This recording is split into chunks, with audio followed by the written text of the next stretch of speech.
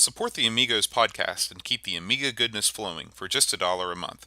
Visit our page at patreon.com/AmigosPodcast.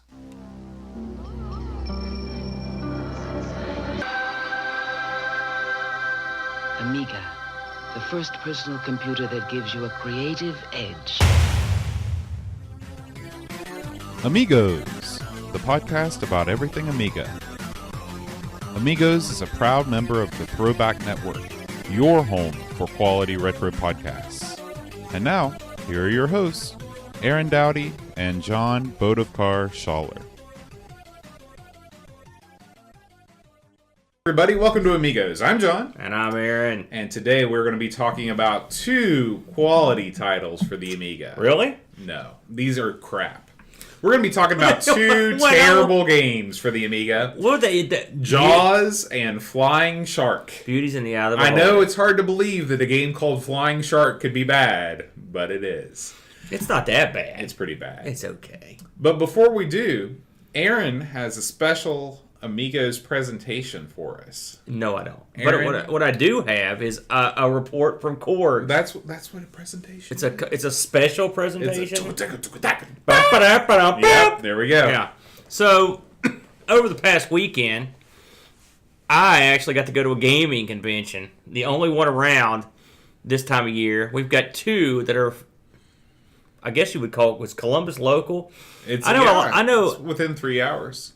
The Korg's is in Columbus, Ohio. It seems like a world away though. From where we are. It was roughly a 3-hour drive because it was on the far side of Columbus. So I know in a lot of countries, like that's a long drive, right? 3 hours is in America, it's not that long, right? You frequently drive 3 hours to destinations for your work, right? Well, up and back. Yeah. It's not usually, yeah, but yeah, oh yeah. I drive an hour to work every day. So Korg's is the Central Ohio Retro Gaming Society. What a great society that would be to have to be in. And this is their Korg's Con. I've been to Korg's, I don't know, 4 times now. I was at one of the very, very early ones. It had to have been the first or second one. Excuse me. And then subsequently I went to a couple more. And every year it's a good time. I usually come away with some good deals. Last time I went was I think 2 years ago. And the problem with Korg's is it is not normally a show for classic computerists or real retro gaming like your Fairchild Channel S, there's Bali Astrocades. Yeah, although I did see a Bali.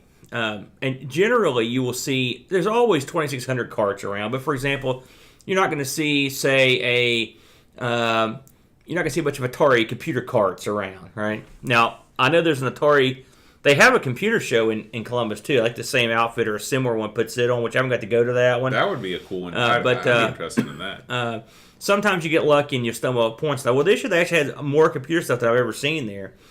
But they had exactly 0 Commodore stuff of any sort. There was no Commodore Amiga. There was no C64. There was no VIC-20. There was nothing. They didn't have jack squat for Amiga or Commodore. I mean, they had nothing. It was very depressing, actually. But they did have a lot of stuff that I haven't seen before, stuff that is rare for me. The first thing I saw that I thought was particular, I'd never seen one, and I got to play it, was a guy had an MSX2 Japanese computer. You've heard of those, right? Yeah. And he had a game plugged in it, and he had a joystick and hooked to a monitor, and I actually got to play the game. And it was okay. I talked to the guy, and this guy looked like a surfer. And I said, hey, I was like, man, is this MSX2 for sale? He said, no, man. He goes, that's my personal MSX2. I was like, man, where'd you get this thing? I've never seen one in my life. He said, I got it in Japan. I'm like, oh. I'm like, what are you doing with it? He goes, well, I program on it. That game that's on it is my game. Wow. I made it. I was like, no kidding. I was like, really? I was like, he goes, yeah, I'm gonna sell it. It's not for sale yet, but I'm getting close. It was okay, So I said, why are you gonna sell this MSX game here in America? He's like, yeah. I was like, what kind of market is there for the MSX? Because I've never seen one and I don't know anyone that's got one. He goes, well, I'm going to find out.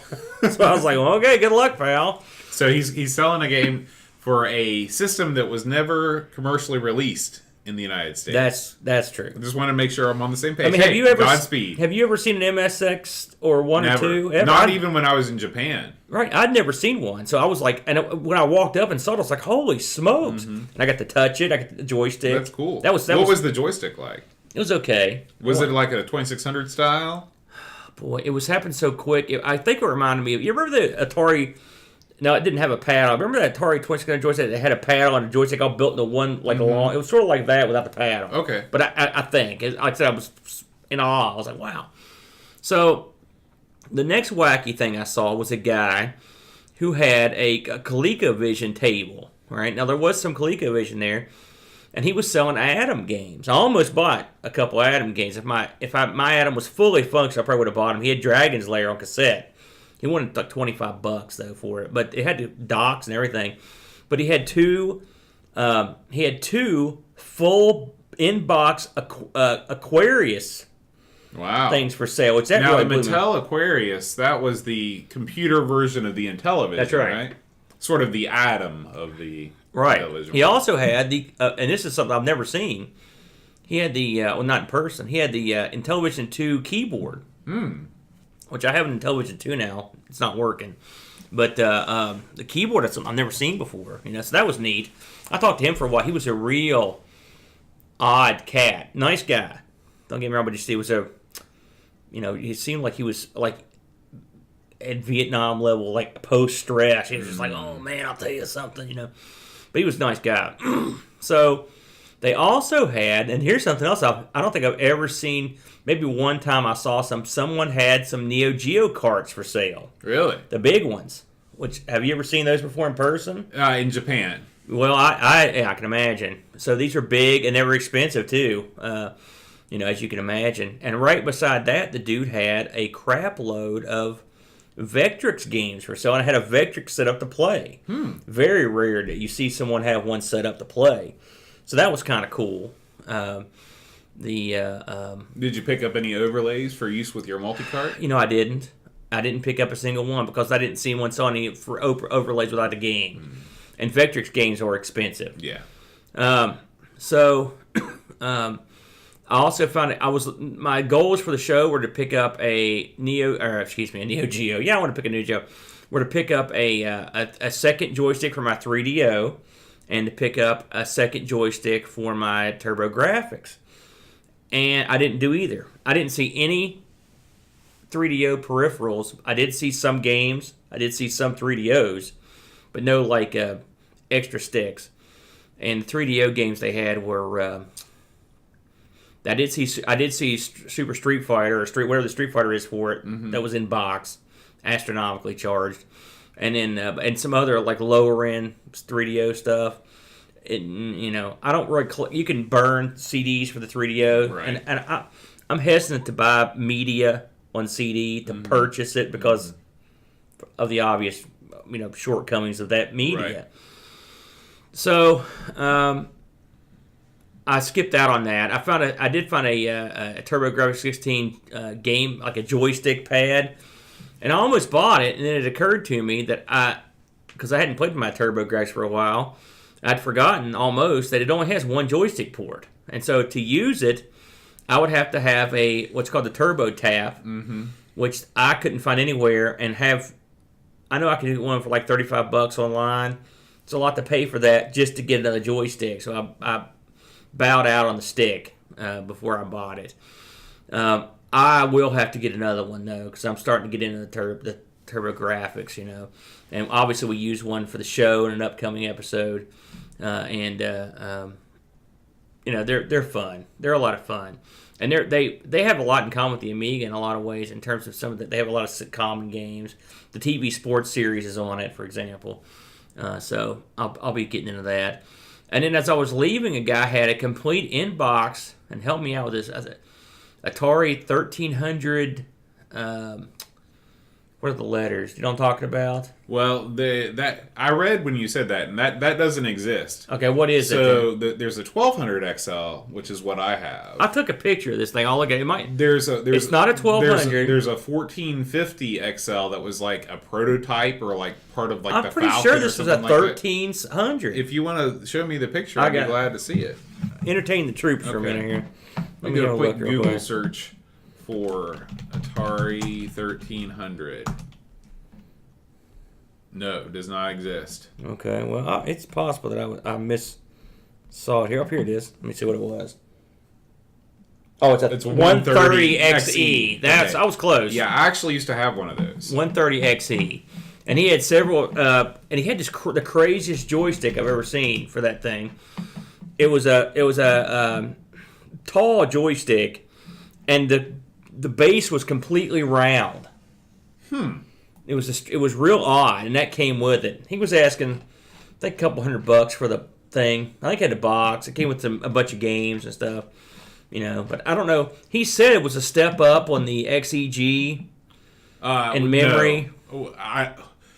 I don't think so. And I guess that this one had been expanded to a certain degree. The 130 XE, well, I mean, like it might have been expanded, but out of the box. I'll show everybody at home a quick picture of my 130 XE. I got new in the box for like $25 at the time. What a deal. This is back when times were good, when the retro gaming scene. But the keyboard on it is by far the worst keyboard of any Atari computer. Can't be true. Except, what about the 400? Well, the 400 you don't I mean, the 400 is a different sort of keyboard, but for like a keyboard that's not just a membrane keyboard, the 130 XE is the worst. It's that and the 65XE were the last dying gasps of the 8-bit line. They made it look like an ST. It's got that same ST color scheme, but the keyboard is crap. The carts, the way they plug into the back of the machine and they stick out of the back. Sort of like the 520 on the Amiga, So all the great things that come from having something like that. Yeah. So, you made a good move in not buying one. Well, I'm happy with what I've got. You got the XEGS, which is one of the coolest. I mean, to me, the top three, in no particular order, are the 800, the XEGS, and the 1200 XL. You like the 800 more than the 800 XL? Oh, yeah, because the 800, it's got dual cartridge slots. It's got the ultimate 70s color scheme. It's got the lid that you lift to put in the cartridge. It's got 4 joystick ports. It's my understanding that when we used to play with my buddies who had the dual cartridge slots, we never used them for anything. That's not the point. The point is that they're there. The point is there's a lid you've got to open up. Have you ever had 2 carts in there at once? No. What a weird thing. So, I mean, you do miss out on the XE line of games for the original 800 unless you upgrade it. But I just love the way the 800 looks. I think it's a cool looking machine. So, anyway, we had a good time. I brought some goodies around. I'm going to move this off the table so I don't wake the dead here with our podcast listeners. But I'll just toss out some of the stuff I got here and try to explain what it was. So, this is I got this on a whim. In fact, the price tag's still on here. This is an action replay for the Sega Saturn.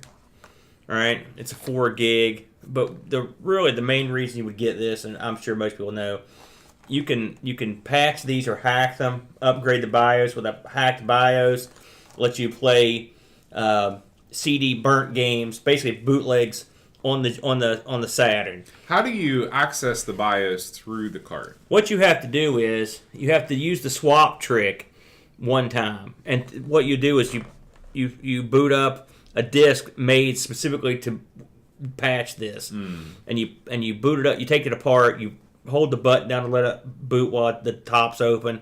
You do the swap trick, then you put this in. It updates it. And once it updates it once, you're done with the swap trick. So I never wanted to subject my Saturn to the swap trick. And Saturn games have gotten expensive. And also, again, this is much like my problem with the 3DS or the 3DO and the CD32 to a certain degree, is when you're dealing with the rigors of CD burning or CD ownership of originals.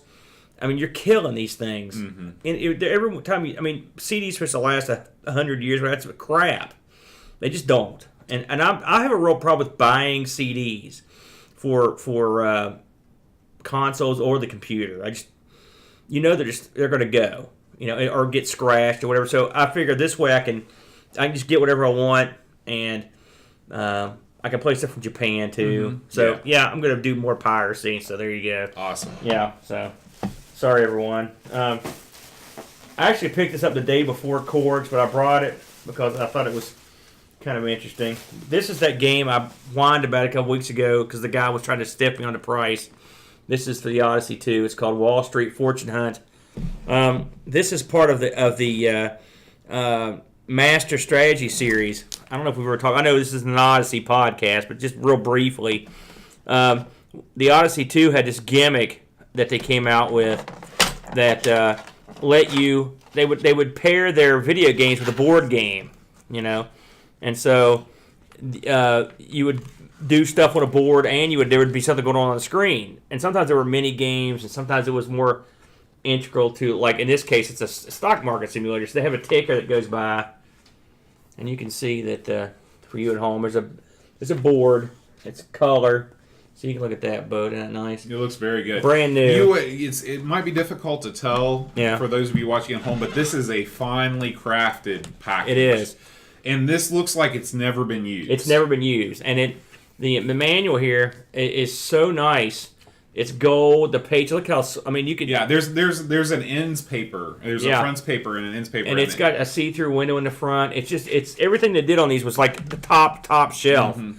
And so I managed to talk this guy down after making him feel bad. Hey, that's what I do, and got a good deal. And even the game pieces haven't even ever been opened. So it's completely brand new. And so in the future, since we've kind of expanded the Amigos to encompass some other type systems, and I think this is something that's interesting just from this goofiness of it. You know what I'm saying? Yeah. So this is not the only type of this game that you have, right? Right. There were, as far as I know, there were 3 of these made. There was this one. There was Quest for the Rings, and there was Conquer the World. I think was the other one. And I have when I picked this one up, I've gotten them all now, but I've never played any of them properly. And what have you done recently with your Odyssey to enable this to happen? So I read a while back you could mod your Odyssey 2 to have RCA outputs. The Odyssey only had RF because it's old. It's really old. I think 82. Something like that. This is Odyssey, the one I had when I was a kid. It's my original Odyssey. So I took it and wired it up today. I'd read that you had to add some boosters or something to get a good signal. I said I had a feeling that they were doing it wrong, and that's why they had to do that.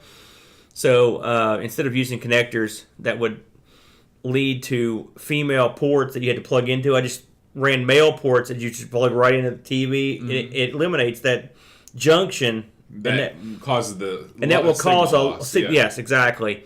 And my caps look good. I did a real good job soldering, and I tried it. And it works. It works perfect. It's the best the Aussies ever looked or sounded. And I wired it up so they have dual mono. Mm-hmm. So we're going to be doing some of these games here. So like I said, if it's not your bag, no big deal. But somewhere down the line, we will probably put some live board video game play. I've looked around at it. It's not like there's a lot of people doing it, right? And a lot of people don't have the capacity to do it or the patience to do it. But we do. But we do. So there's that. So okay. So I also picked up. In fact, we used this on the show. I picked up a couple of TurboGrafx games. One I got was TV Sports Basketball. I think we're going to do a couple comparison videos just for fun between the Amiga and some other consoles and even computers.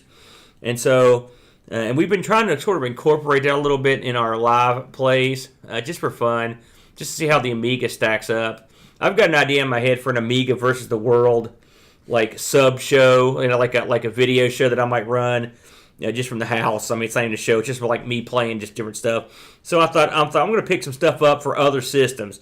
So TV Sports Basketball for the for the TurboGrafx 16, and I also picked up, and of course you saw this you will see this, Bonk's Adventure, which on the Amiga was BC Kid, and we have a good go with that too.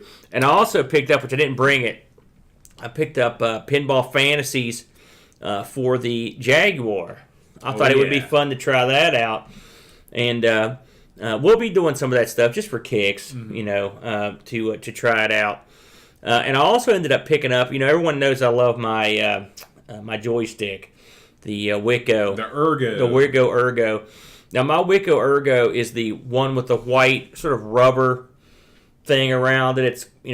It's basically rubber cover. I picked up one of the red ones that's just plastic. I picked up one of those as soon as I saw it because you don't see them that much. I got that at the show as well. Is it still a Wicco stick, or is it that Epix stick that looks like the Wicco stick? I can't remember. It's the red version. I can't remember if it's Epix or Wicco. I have to look. I don't have it with me. But it's the exact same shape. Okay. It's the one I like. Okay. And you can actually, again, one thing about these that I like is you can go in there and change out those micro switches. So I paid way too much. I paid $15 for it.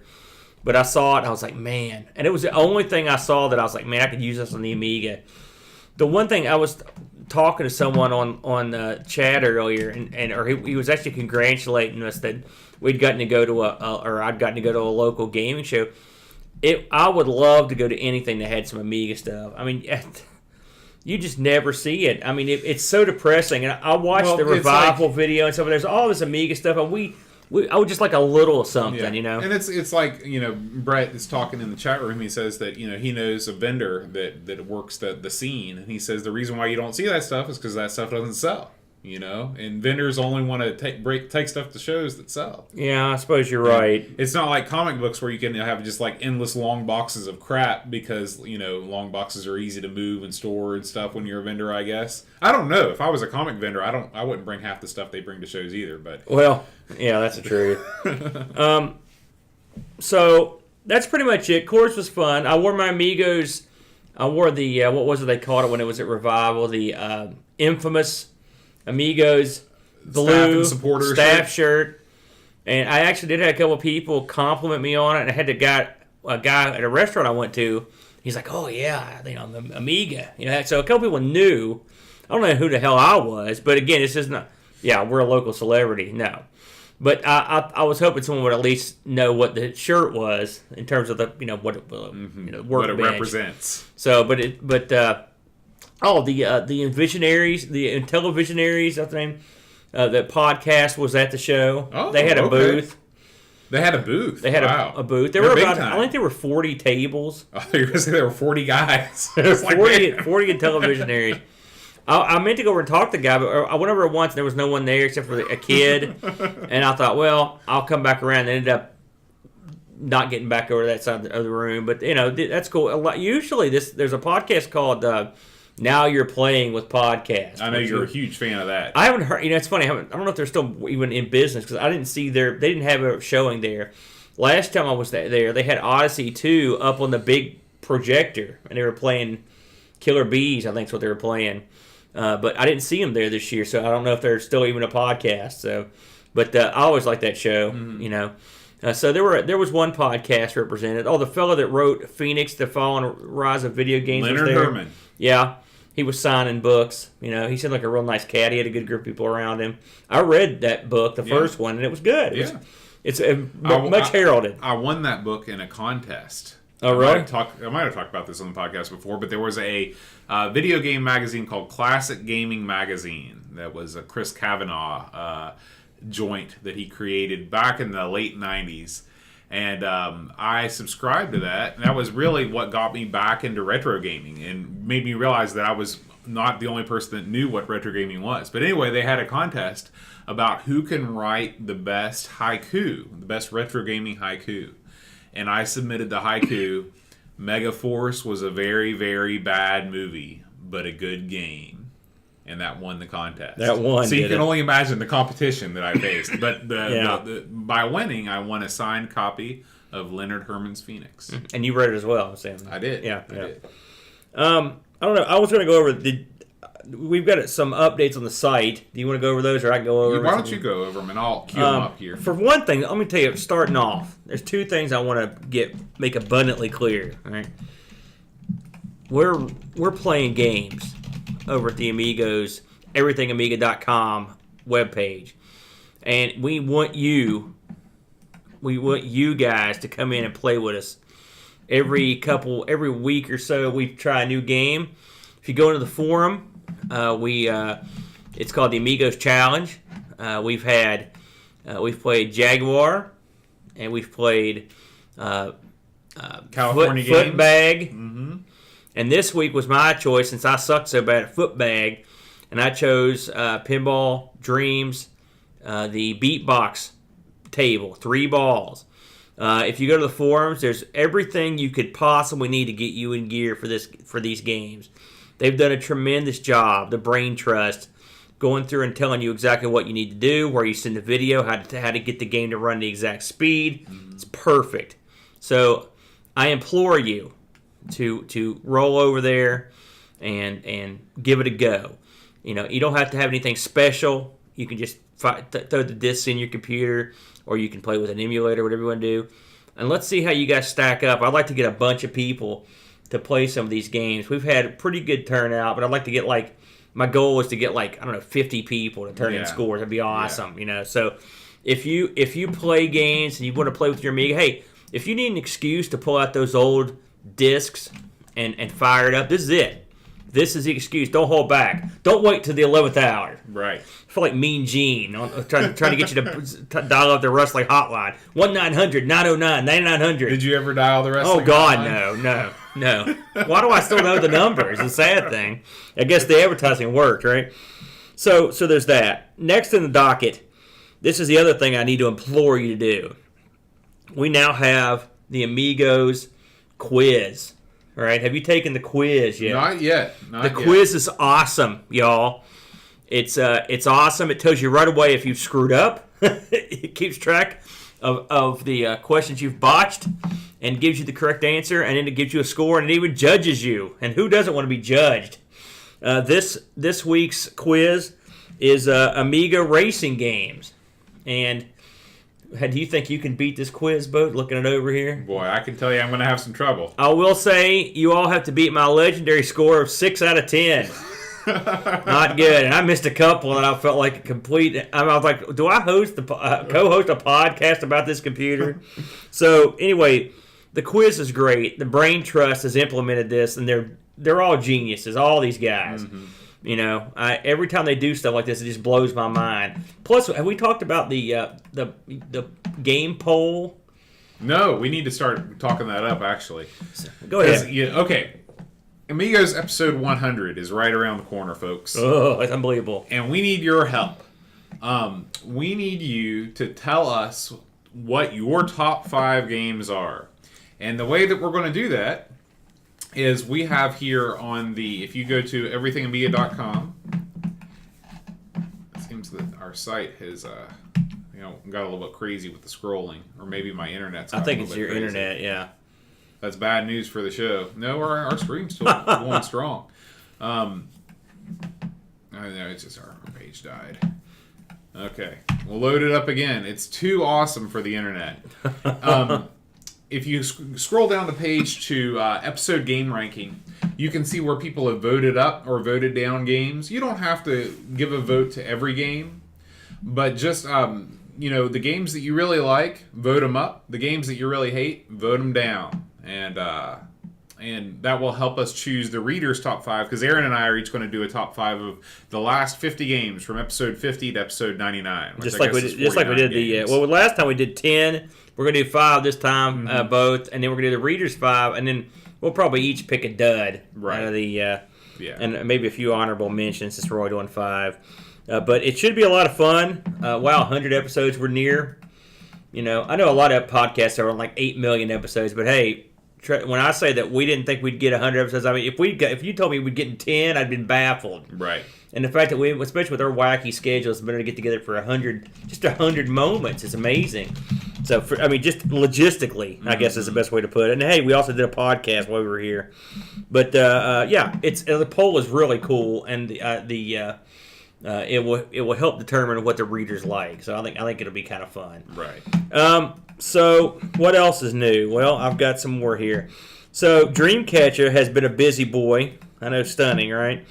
He's got a couple interesting articles out. One, he actually covers this week's game. In one of our games, anyway, he talks about Jaws, the computer game. As timely as today's headlines, Boat. And it's a good read.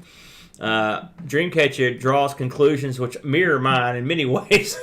But he has plenty of very entertaining stills in here as well from the movie. So it's a good read. Also, Dreamcatcher, not stopping there.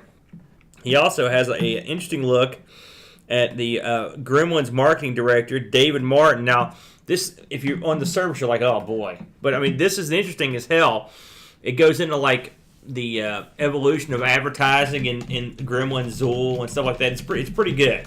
Pretty good read. It's always good. Dreamcatcher, he's a good hand for sure. We had a new tech. Well, of course, I guess I should mention this. We also had, I don't know if we billed this last time or not, but we had a, who was it that got over to Revival and took some footage Chris for us? Folds. Chris Folds shot us some footage at Revival. If you didn't get to go out, we may have mentioned that before, but if not, there you go. Did you watch this footage? Oh yeah, it was awesome. I was literally I wish crying. I was there. I could not believe how cool it looked. And I would love to be able to go to something like that, but what are you going to do? So Gary Hucker, our buddy down south, down below the equator, and down there, is he in Australia or New Zealand? Gary Hucker is in New Zealand. New Zealand, that's what I thought. He's the man with 1 million Amigas. That's right. He's the king, the Amiga king. He has a look at his. He's getting together an A590 hard drive plus. He looks at the installation and upgrade to a Workbench 2 off of 1.3. This has been pretty popular. I was jumped up quick. Of course, Gary, if you watch his videos, he really gets in there. It's quite informative just to see him. I have no idea. With the camera. Yeah, I don't know how he does his camera work and do stuff at the same time. He's talented, man. Yeah. And the thing is, he's playing with two of his other Amigas with his feet right at the same time. So he's got that cooking. I also mentioned again that in case you haven't picked it up yet and had a look, the Amigos magazine Kickstarter is out, issue 7. I'm going to push it. It's cool. It's got a awesome article by a fellow in there who goes into great, vivid detail on Anthony, how much that everyone should love Lionheart. And it's a good read, so I highly recommend that. I think that's pretty much it. That covered just about everything. I think so. Actually, I think that's new. I just saw something else pop up that I haven't seen yet. Yeah, I did bring this up. We don't know what this is because we haven't looked at it yet. It is literally brand new on the site. Something about this guy. Dreamcatcher? Yeah, this is Dreamcatcher. Maybe something about Chris Yates, John Hare, if those names mean anything to you. John Hare, Sodov, absolutely. Skyfox, Sensible. Check this out. I'm going to read this as soon as the podcast is over. Yeah, he can't be stopped or contained. He's posting stuff at an alarming rate. Well, Bo, we've put this up for long enough.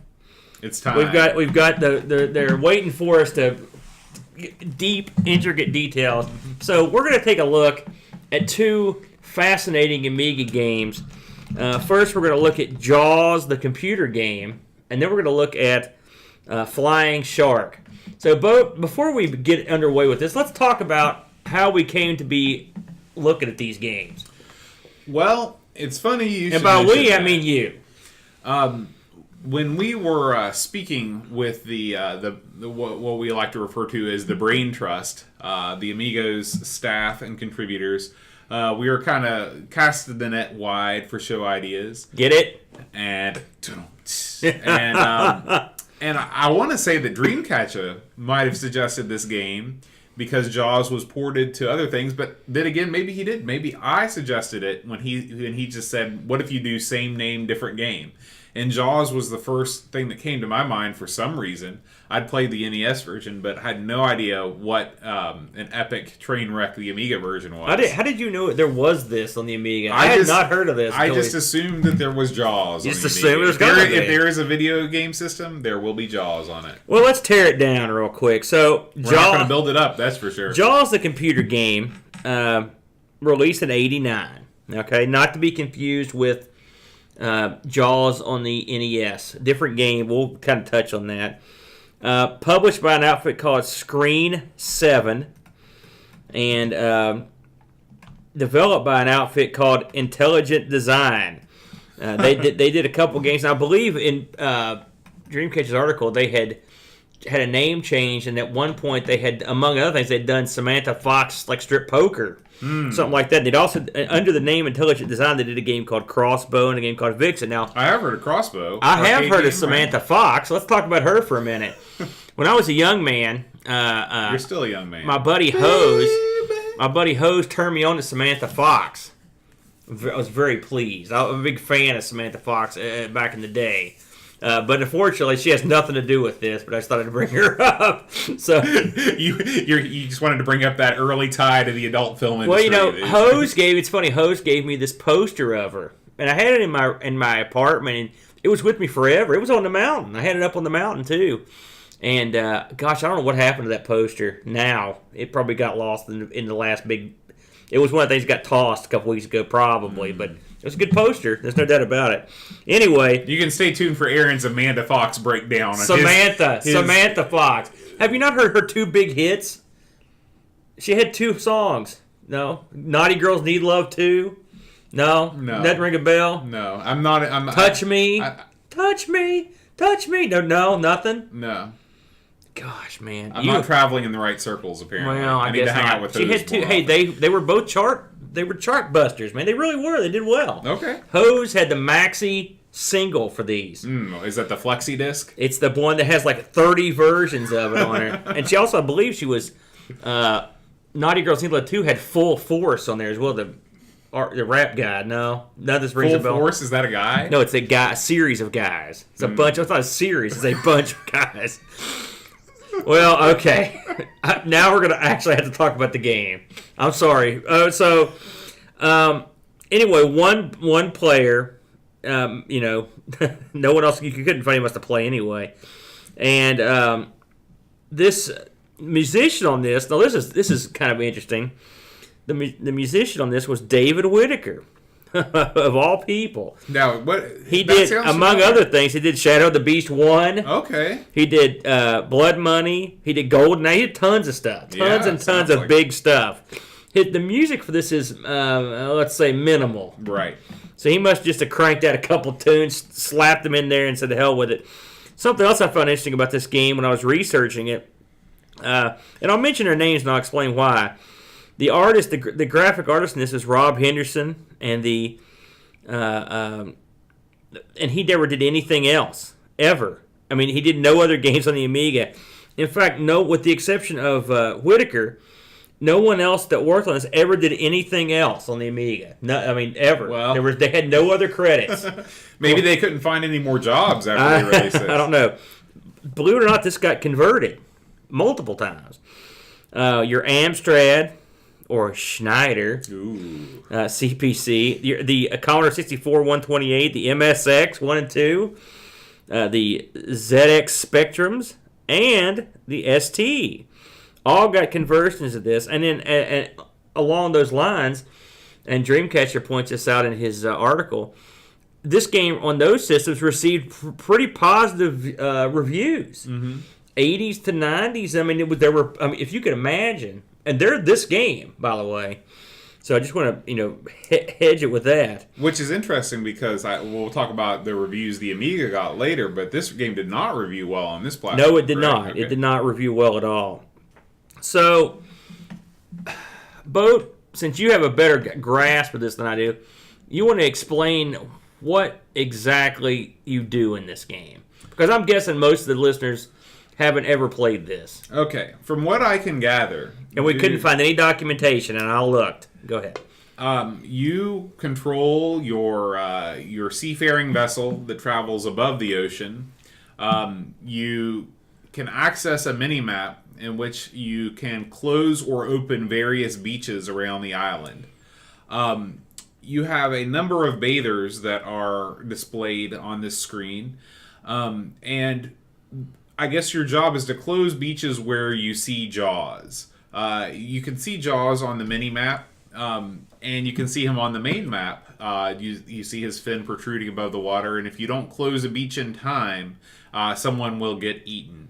There doesn't seem to be any impetus for why you want to prevent people from being eaten, or why you don't want to just close all the beaches. We haven't determined. I'm sure there's a game reason for it, but we, again, not having been able to find the documentation, we couldn't determine exactly what that was. Right. So that's all we'll say about that part of it. The majority of the game is you descend from your ship into a small submersible in which you navigate undersea passageways filled with crazy enemies that shoot projectiles at you in search of part of a big spear gun.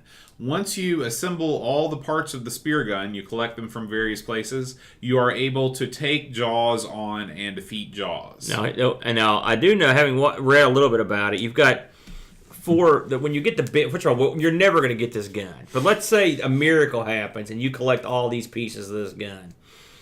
You've got 4 bullets in the gun. You have to pop the cap in yonder face, and I believe you have to hit 3 of the 4 bullets in him, in Jaws. Mm-hmm. If you get him 3 times, he dies. And there's an animation of Jaws running through with a spear, looking all bloody. It's like, good job, you know. If you miss with 2 of them, you're boned, from what I could tell. There are some aspects of this when you take the submersible underwater. It is the enemies are nightmarish. It is crazy time, and they take several shots a lot often to kill. Sometimes, I mean, you could pump a ton of lead into them. So there's a couple problems. One, this is a one-hit kill game. So if you get hit by an enemy or by one of their projectiles, you immediately die. You have 6, I think it's 5 or 6 men at the beginning. 6 divers. Once you die 6 times, that's it. That's the end of the game. The enemies, and you get a beautiful screenshot of a diver that's mauled. Right. The enemies, on the other hand, have crazy difficult to hit hitboxes. Like, you have to hit right in the right place or it won't register. So they take several hits to kill, and you're really never sure if you've actually hit an enemy or not until it dies. This is compounded by the fact that your craft, while it can shoot in multiple directions, it never quite manages to shoot in the direction that you want it to shoot in. Yes. So this leads to a very frustrating experience. Now, add to that, once you're underwater, there's no map. Like, you're under these cavernous, it's kind of like a turrican level, where it's just like kind of a maze. And you have no indication of what direction you're supposed to go in. Or where exactly you are in the ocean. Like, so if you've had to backtrack, if you're looking for various pieces of the spear gun. So again, maybe this is something that the documentation will help with, but without that, it's really, really hard to know what to do. I don't know if every place you put your submersive in has something. Mm-hmm. I don't know. I think there's the meters on the main page. There's something to do with the temperature that will tell you, gives you a hint as to where you should go down. But most of what I know about the particulars of the game I got from Dreamcatch's article. It was as informative as anything that I saw. The enemies in this make Blood Money's enemies look like a tame in comparison. Boat mentioned it when we were doing the live stream. It's true. They're just crazy, and they're just shooting nonstop everywhere. It's just insanity. And there's tons of them. They're just going nuts.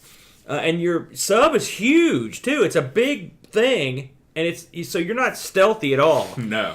It's crazy down there. Don't go in the ocean.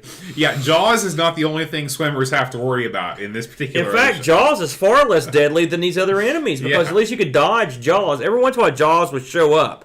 Like me and Bo were playing in the live stream, and Jaws just kind of, hey guys, he jawed right up. In, yeah. And so when he got there, Boat was like, "Oh, good God, it's Jaws!" and he ran away. Jaws chased him, and so Boat just went deeper. Jaws just passed right on by. Lingers on by. If you see me walking down the street. So Jaws, he's hungry, but he's not go out of his way hungry. Yeah. You know what I'm saying? Yeah, he's got other things to do. It's like I could have fast food or I could go cook a meal. I'm gonna go eat McDonald's. That's what he did. Right. So he's not that dangerous. He's cool. He looked good. Mm-hmm. What do you think about this game graphically and from the audio standpoint? Graphically, this game looks very nice. I think this game looks great. The enemies are varied. You know, they're different shapes and sizes, and they're fluorescent. They glow. I think your submersible looks kind of neat. Submissible's better. It's animated well. I guess we should mention the cutscene at the beginning of the game. Oh yeah, that was pretty cool. Your submersible is actually modeled in 3D. Mm-hmm. It looks like something from Out of This World or Another World. There's another bit at the very beginning where like the name of the distributor comes out of this like door thing. I don't know what was going on, but that was all. And then they kind of recreate the Jaws movie poster of the iconic scene of the girl in a bathing suit swimming and Jaws comes in here. But the girl swims about halfway across the stream and then she just starts swimming in place for a few strokes. And my poor girl can't get anywhere, and Jaws just comes up and just grabs her and eats her. And it's pretty graphic. It is pretty graphic. He bites her in half. Yeah. You know, so that was by far the coolest part of the game. Yeah, so I have no complaints with the way the game looks. I think that your ship, when you're above the ground, the way the water's animated looks good. The map looks good. It's everything other than the graphics that I have a problem with. I don't even think the graphics are going to be honest. I think I hate to use the phrase, but it's a half-assed job. They're kind of washed out, not in a good underwater way. Like, really, the only things you would look at the screens and know you're underwater is the little tiny bubbles that are popping up, but otherwise, it just looks grainy and weird. The submersible looks like a big egg. Well, that's what submersibles are. It's lame looking. Can't we get something that looks halfway decent? They're going for realism here. I mean, look at the enemies. That's what you find in the ocean. I hate when I go to the beach and I'm being bombarded by seahorses and clams shooting lasers and stuff all over the place. You know, it's I don't know if they were going for a strategy element. I don't know. I'd say it's a weird game. It's a combination of strategy and shooter, and I guess there's a strategy to it, but I don't know what it is. You know, I honestly, like I said, without the rules, I don't know what to say. Then there's an air thing. Your divers can only stay underwater for so long for that to come back up. Oh yeah, as if the game wasn't hard enough. Yeah, so already. you can't explore it indefinitely, and these mazes you go down, and they are mazes. I mean, they're real tough to navigate, and especially with the critters down there. It's real tough. Like I said, I don't know the guy that's got the patience. We were talking earlier. We were watching the the playthrough of this, and I was like, "Good grief, you have to be a super god to get through this game." I mean, it was ridiculous the amount of effort you had to put through. I don't have that kind of jack. I can tell you that right now. I never will. So, I wasn't keen on this one. You know, I mean, again, the strategy element of it may be there if we find out what it is, but I mean, I'm not sure that's going to save it. To be honest with you, Jaws is a tough license. I don't know to turn into a video game. I was telling Boat what I think would be more fun is if you got to be Jaws. Now that would be kind of fun. I mean, you could do something with that. But I guess they said, okay, what kind of games can we make that are cheap and quick? Okay, we'll do some kind of shooter, and that's what they did, and so that's what you get. And you know, I guess while we're on it, we also had a quick look at the NES version of this, the sort of infamous NES version. Now, these were two different games made by two different companies, and the NES version is sort of renowned for its crummery. It's not that good. It was made by LJN, which are synonymous with sucking for the NES. But we actually, of the two, when we tried them both, and don't get me wrong, this is not a super game by any stretch, but this is not bad. I mean, it's not that bad. They had less graphically to work with. They had less powerful system, but they took what they had and did something that was sort of like a game. Again, if you've seen Jaws, if you don't remember the scene where the big submersive submarine goes underwater to go after parts of the spear gun to kill Jaws. Well, guess what? You're not forgetting that. It didn't happen. And in the NES version, if you don't remember the part where the diver goes underwater to shoot jellyfish, that didn't happen either. I guess they're playing the hand they were dealt. They got the Jaws license and they went for it. I don't know how successful these games were, but because Jaws came out in like '75. Oh yeah. So I mean, who were these? Who was the market for these games? Is another question I would have. You know, it's kind of like Star Wars. It's sort of an evergreen franchise. Is it? I don't know. That's what they were. That's thinking, not obviously. what it is it? You know, it's a franchise that had. I mean, granted, it caught everybody by storm. But I remember as a little kid, I was scared of sharks because of Jaws, and I never even seen that. I heard about it, you know. Mm-hmm. But it's hard. It's tough to capture that feeling in a game. But right. I'd say the NES one, it does a better job. But that's not saying much, you know. To be honest with you, so.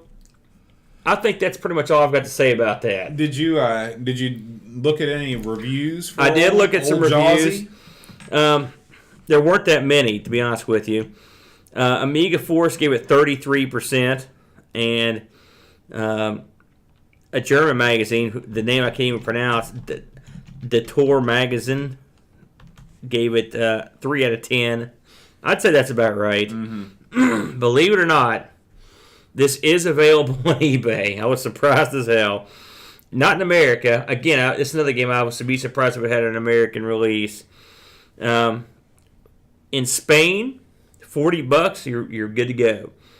In Germany, $35, and if you want just the discs, you can find those for about $13 shipped. So. It's your money. It's your money. Well, guys, we thought we were going to not have enough to talk about on this show, but it turns out we did. So we're going to save Flying Shark for our next episode, and we're just going to wrap this bad boy up. I'd like to thank those of you who are in the chat with us. Brett, Jason, Henrik, thank you for hanging out with us. You can always check out Amigos on our YouTube gaming channel. Get signed up for notifications when we're taping episodes live or other things live. I'd also like to thank Adol's Guard, who is the only soul in this world I feel brave enough to attempt and complete the Jaws complete playthrough on the Amiga. That is who we used for our in-game footage. And also World of Long Plays for a little bit of that NES game footage. So thank you guys. Love those guys, yeah. And finally, I'd like to thank all of our awesome Patreon people. And I'm going to do this. I was inspired when you talked about Jaws just walking on by. And I thought I'd sing a little Burt Bacharach for you. Burt Bacharach? Yeah. Holy moly. Adam Battersby, John Marshall, Darren Coles, Neil Mansell, Brutal Barracuda, Alvin Kebab, David McCrandles, Gary Hugger, Will Williams, Ravi Abbott, Kim Tom Humbert Stott, Josh Nan, Jason Warnes, Lane Eric Nelson, Graham Webb, Paul Herring, Rob O'Hara, Lauren Giroux, Jonas Rulo, Kjolbjorn Bauman, and Taste from the Crypt, Adam Bradley, Chris Foltz, Daniel Bingston, O'Brien's Retro and Vintage, Chad Halstead, Brent Dowdy. I made it my own. Is Burt Bacharach dead? He is now. Yeah. That'll put him down. And Aaron, I don't know if you're aware of this, but last Wednesday was International Amiga Day. I was aware of that. I saw many nice little pictures and whatnot. And although International Amiga Day may be over for this year, you might be interested in getting ready for next year. And what better way to prepare yourself for International Amiga Day than buying yourself a new Amiga t-shirt? So, cheap plug. That's right. If you head on over to tpublic.com/store/Amiga tees, or just click on the link from everythingamiga.com. You can outfit yourself in only the finest Amiga wear. Anything from Aaron's lovely Amigos Are Scum t-shirt to the Amiga Workbench t-shirt, or maybe even an Amiga staff and supporters tee, which I don't actually see on here. So I'll have to put that back up there pretty soon. So that's it for the plugs. Aaron, we're actually going to change things again.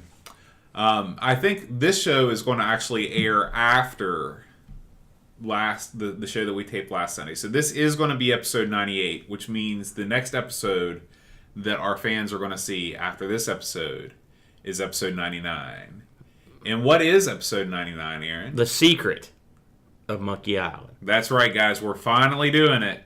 It's been 99 episodes, and this game ain't one. And I'm gonna sit down with the extra time.